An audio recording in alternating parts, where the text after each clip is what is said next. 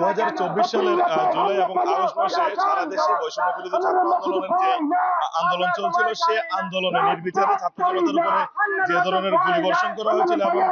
প্রায় 2000-এর মতো ছাত্র জনতাকে হত্যা করা হয়েছে, সেই সকল হত্যার বিচারের দাবিতে এবং যে সকল অপরাধীরা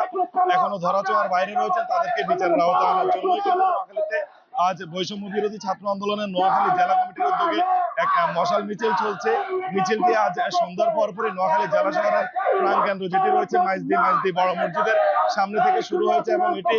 জেলা শহরের যে গুরুত্বপূর্ণ সড়কগুলো রয়েছে সেগুলো প্রদক্ষিণ শেষে আবার নোয়াখালী সুপার মার্কেটের সামনে গিয়ে শেষ হবে। তো আমরা কথা বলেছি এই মিছিলে যারা আয়োজক রয়েছেন এবং বৈষম্য বিরোধী ছাত্র আন্দোলন যে সকল নেতৃবৃন্দ রয়েছেন তাদের সাথে,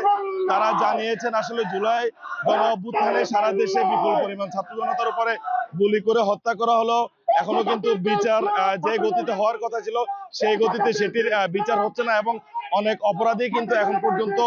ধরাছোঁয়ার বাইরে রয়েছেন এবং তারা সামাজিক যোগাযোগ মাধ্যম সহ বিভিন্ন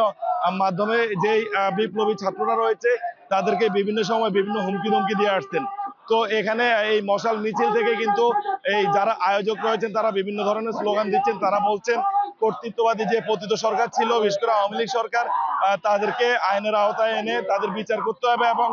যে জুলাইয়ের গণহত্যা সেই গণহত্যার জন্য কিন্তু তাদেরকে এটির বিচার না হওয়া পর্যন্ত তাদেরকে রাজনীতি থেকে দূরে রাখতে হবে এবং এই গণহত্যার দায় নিয়েই তাদেরকে নিষিদ্ধের দাবিও জানাচ্ছেন অনেকেই। আমি কথা বলেছি নোয়াখালীর জেলার যে বৈষম্য বিরোধী ছাত্র আন্দোলনের সমন্বয়ক রয়েছে আরিফুল ইসলাম, তার সাথে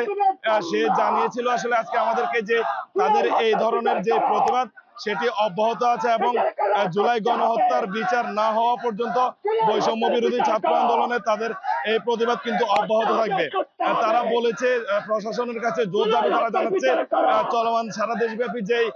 অপারেশন ডেভিল হান্ট চলেছে সেই অপারেশন ডেভিল হান্টের মাধ্যমে হলো এই যে ধরনের অপরাধীরা এখনো ধরাছোঁয়ার বাইরে রয়েছে তাদেরকে যেন আইনের আওতায় এনে তাদেরকে সঠিক বিচারের কাঠগড়ায় দাঁড় করায়। পাশাপাশি এখন পর্যন্ত যে সকল জায়গাতে আসলে এই গণহত্যার বিভিন্ন আলামত বিভিন্ন প্রশাসনে থাকা যে ফ্যাসিস্টের দোসররা ধ্বংস করার পায়তারা চেষ্টা করছে তাদেরও কিন্তু আইনের আওতায় আনার জন্য কিন্তু আজকের এই মশাল মিছিল থেকেই দাবি জানাচ্ছে আয়োজকরা। তো নোয়াখালী থেকে এই ছিল আসলে এখন অবধি আমার কাছে বৈষম্য বিরোধী ছাত্র আন্দোলনের মশাল মিছিলের সবশেষ খবর।